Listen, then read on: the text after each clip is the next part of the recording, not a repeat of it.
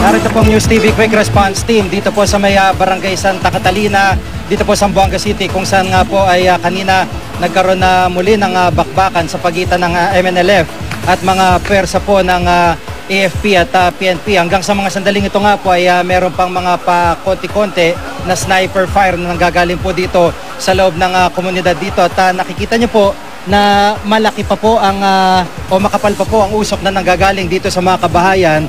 Napakalaking bahagi po nitong Barangay Santa Catalina ang nasunog at mabuti na lamang po at nakaresponde kahit papano itong mga bumbero kahit na po binabaril sila ng mga sniper at naagapan po o napatay agad itong sunog bago pa po kumalat dito na sa mismong kalsada. Nagmula po ang apoy niyan sa loob ng komunidad at ngayon nga po ay medyo puting usok na po ang nakikita ninyo at kinailangan pa pong i-cover din ng mga sniper naman ng army ito pong pagtawid ng bumbero sa isang kalsada rito para lamang po makatawid at makalapit sa apoy kung saan nga po itong tumupok sa malaking bahagi ng komunidad dito po sa Barangay Santa Catalina. At sa ngayon nga po ay nagpapatuloy itong operasyon di lamang po ng mga bumbero kundi pati na rin po ng military upang mapalambot ika nga yung posisyon ng o kinapopwestuhan ng mga miyembro ng MNLF. Sa puntong ito, makausap po natin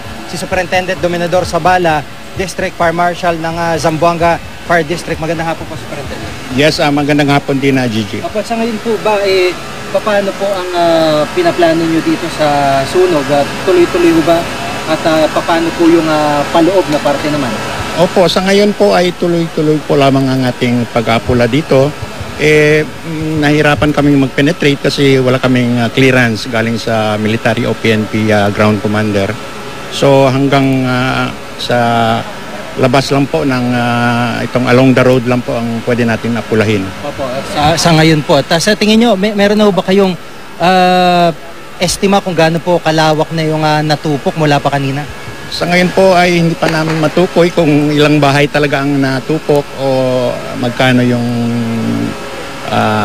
itong property damage. Hindi namin matukoy pa sa ngayon.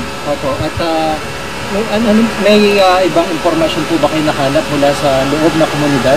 Kung ano po yung sitwasyon? Kung meron po bang naipit o natrap sa sunog? Wala naman po. Nung earlier, may isang matandang babae na hindi namin malaman kung biglang lumabas at dinala namin sa ospital na. At sa ngayon, tuloy-tuloy lang ito.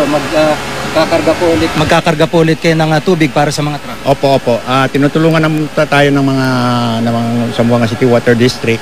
At sa ngayon, may mga 8 fire truck tayo na nagko-conduct ng firefighting operation. Opo, meron mo bang alarma na itinaas sa laki ng apoy? Sa ngayon po, naka-second alarm kami. Opo. At itong puting isang na nakikita po natin, ito po ba medyo magandang senyales? Oo, pahiwatig yan na medyo wala ng apoy masyado sa loob ng nasusunugan. Maraming salamat po, sir. At ingat po kayo dito sa operasyon nyo rin po. Salamat din. Maraming salamat po. Gaya nga po nakakanabanggit, kinailangan pang tulungan ng mga miyembro po ng Philippine Army, yung mga sniper naman ng Philippine Army, ang pagtawid nitong mga bomberong ito dahil nga po lahat po ng kinakailangan po na tumawid dito sa kalsada kung saan nakapwesto po yung mga sniper. May kalayuan po dito sa aming pwesto ay binabaril po, kaya po yung mga truck ng bombero na nandun nakapwesto po dun sa sa kabilang bloke ay kinailangan pong i-cover din ng sniper ng mga tawan po ng Philippine Army.